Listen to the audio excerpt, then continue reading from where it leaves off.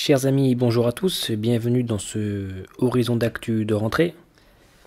Il s'est passé beaucoup de choses cet été et comme d'habitude, la classe politico-médiatique a profité de la période estivale pour faire quelques coups en douce sur lesquels nous reviendrons, Inch'Allah. Mais aujourd'hui, nous allons revenir très rapidement sur cette aberrante affaire du Burkini qui a suscité différentes réactions chez les Français.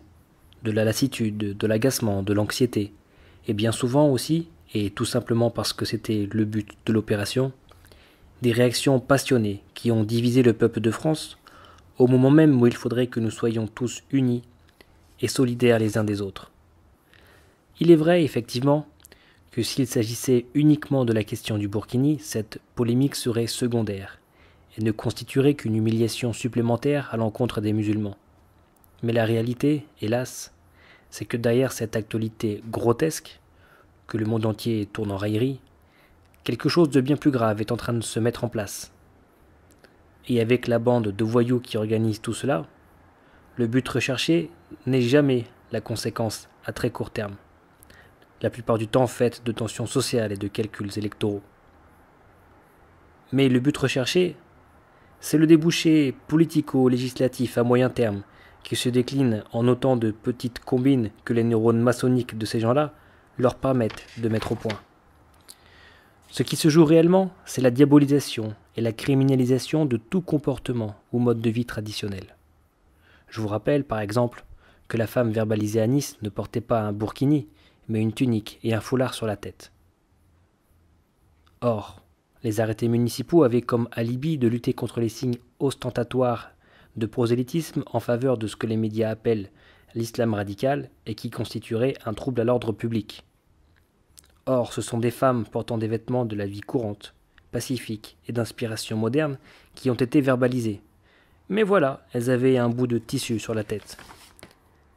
La réalité, c'est que l'État profond a pris acte, depuis quelques années, que l'islam paisible et du juste milieu constitue un frein à l'avancée jusqu'alors considérée comme inexorable du nouvel ordre mondial. Plus exactement, l'islam traditionnel est aujourd'hui le seul, unique et dernier rempart en mesure de résister au projet satanico-messianiste de la finance internationale. Pour ces gens-là, hélas, et depuis toujours, la France est un laboratoire d'essais en tout genre. Ce qui se joue actuellement, c'est le prémisse d'une criminalisation, par la loi donc, de tout signe extérieur d'attachement aux valeurs traditionnelles de l'islam, à commencer par celles qui concernent les femmes, avant de cibler les enfants, pour s'attaquer, en dernier recours, aux hommes. Ainsi donc, tout sera mis en œuvre pour faire croire aux Français que chaque femme musulmane qui porte le foulard le fait par activisme politique et dans un souci de faire pression sur la société française.